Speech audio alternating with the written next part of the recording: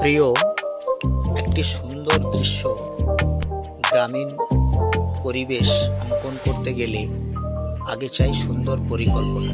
তাই সুন্দর পরিকল্পনা মাফিক আমরা শুরু করলাম। প্রথমে একটি দাগ টেনেছি, উপরে একটা দাগ টানলাম, তার সাথে এরকম যোগ করে দিয়েছি। এবার একটু ডিপ করে টেনে নিচ্ছি।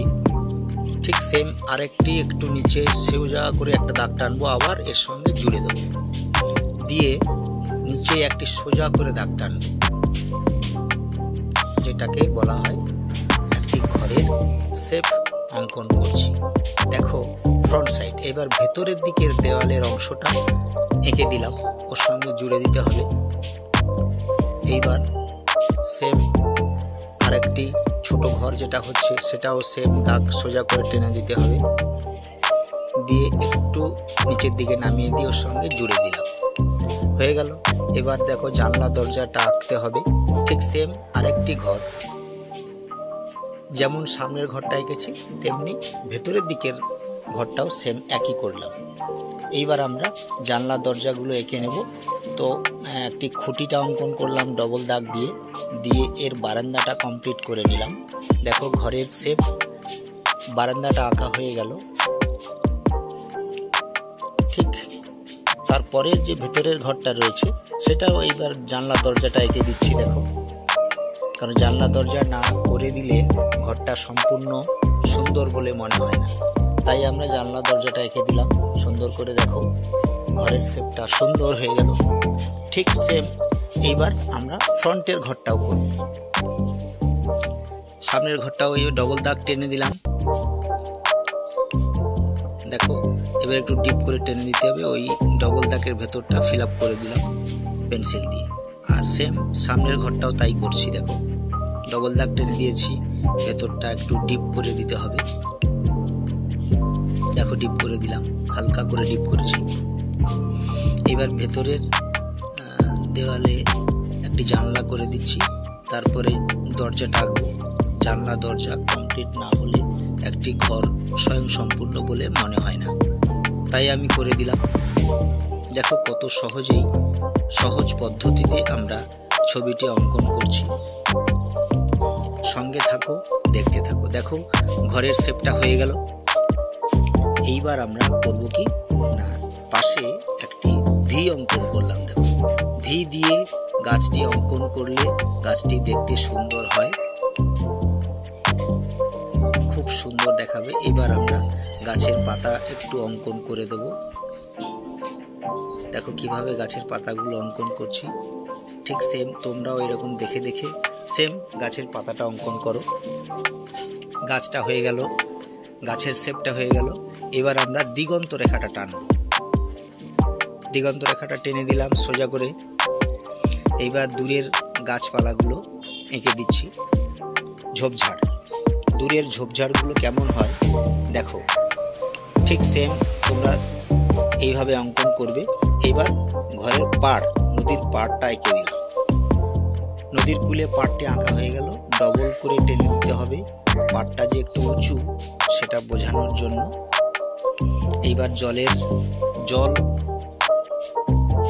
নদীর জলটা এঁকে দিলাম।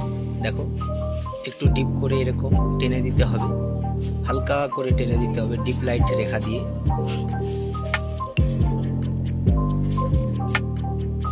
তাহলে পাড়টা একটু উঁচু বলে মনে হবে। হয়ে গেল, আমাদের জল আঁকা হয়ে গেল। এবার একটু ফিনিশিং টাচটা টেনে দিচ্ছি, জলের ফিনিশিং টাচটা দিয়ে দিলাম। এবার দেখো আমাদের স্টেপ বাই স্টেপ করছি। এবার কলা গাছের পাতা অঙ্কন করব, কিছু রেখা টেনে দিয়েছি আগে। এইবার দেখো পাতাগুলো কিভাবে করছি, একটু লক্ষ্য রাখো। দেখো কত সহজেই কলা গাছের পাতাগুলো অঙ্কন করছি। একটু কুচকুচ করে দিতে হবে। কলা গাছের পাতাগুলো তো সাধারণত ফাটা ফাটা হয়, তাই আমাদের ফাটার অংশটাকে দেখানো হলো। তোমরাও ঠিক এইভাবে অঙ্কন করবে। দেখো কিভাবে টানছি। হয়ে গেল আমাদের ঘরের পেছনের দিকে কলা গাছের ঝোপ। কলা গাছের ঝোপ আঁকা হয়ে গেল। এবার দেখো কিছু পাখি উড়ে আসছে, কেন সূর্য ডোবার দৃশ্য। দেখো চাঁদাটা দিয়ে আমরা একটা গোল করে টেনে দিলাম অর্ধেক, সূর্যের রশ্মিটা এঁকে দিচ্ছি। সূর্যের রশ্মিগুলো একটা বড় একটা ছোট, একটা বড় একটা ছোট, এইভাবে সূর্যের রশ্মিটা দিয়ে বোঝাতে হবে।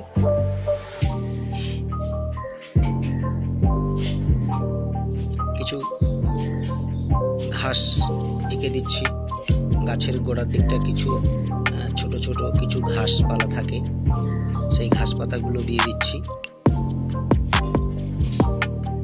নদীর পাড়ে ছোট ছোট ঘাস দেখা যাচ্ছে, মনোরম পরিবেশ, কি সুন্দর লাগছে। খুব সুন্দর একটি দৃশ্য অঙ্কন করলাম। এবার দেখো আমরা একটি নৌকো অঙ্কন করব। নৌকা আঁকার জন্য তো আমরা অনেক ভিডিওতে অনেকবার বলেছি, দেখো কিভাবে টানছি।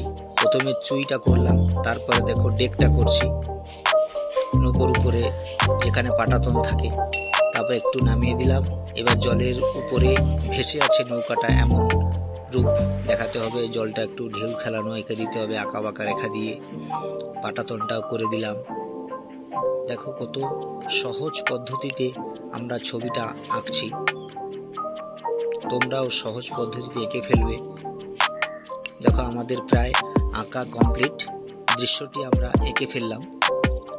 চাইলে তোমরা রঙও করতে পারো, তো আমি একরকমভাবে রং করেছি, তোমরা দেখো, তোমরাও দেখে দেখে রংটা এঁকে নিতে পারবে। এবার হালকা করে একটু টাচ দিয়ে দিচ্ছি জলের রেখা, জলটা যে আছে এটা বোঝাতে হবে। তো যদি কেউ চ্যানেলে নতুন হলে চ্যানেলটিকে সাবস্ক্রাইব করে সঙ্গে থেকো। হরে কৃষ্ণ, রাধে রাধে বন্ধুরা, রাধে রাধে।